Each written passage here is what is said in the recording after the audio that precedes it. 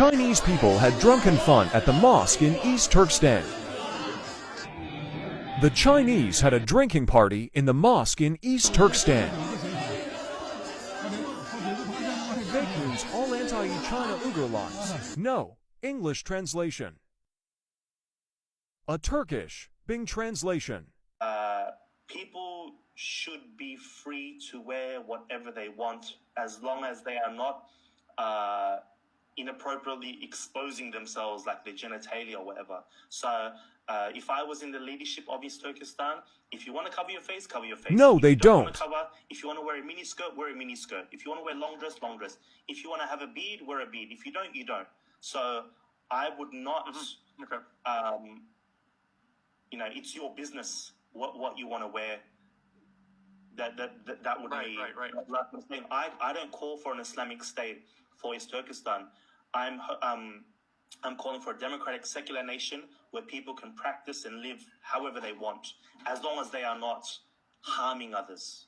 Now, so one thing you mentioned though earlier was that a point of contention was that in the UAE and other places they drink there, and that's not permitted in Islam. That's not permitted in Sharia law.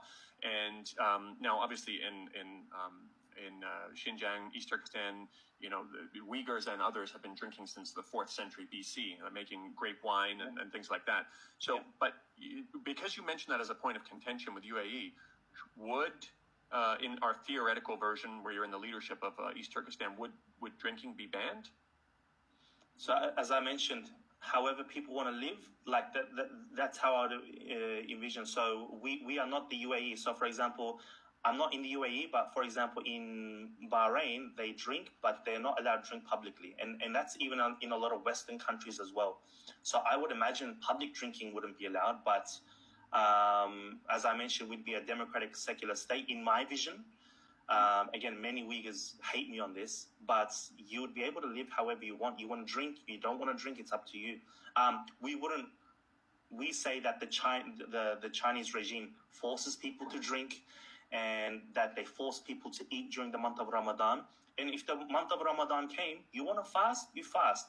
You don't want to fast, you don't fast. You live freely. That's what I would say. You want to go to mosque, you want to go to a church, you want to worship the devil. It's up to you.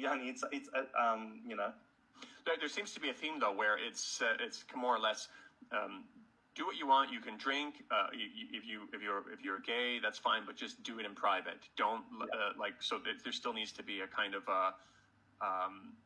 that is a kind of suppression also, though, isn't it? I mean, maybe with the drinking, there's plenty of countries that ban public drinking, but the idea that people wouldn't be allowed to be openly gay, is it just too conflicting with? No. I personally wouldn't like this. I mentioned that about, say, a lot of the Muslim majority countries, you wouldn't be able to publicly do that.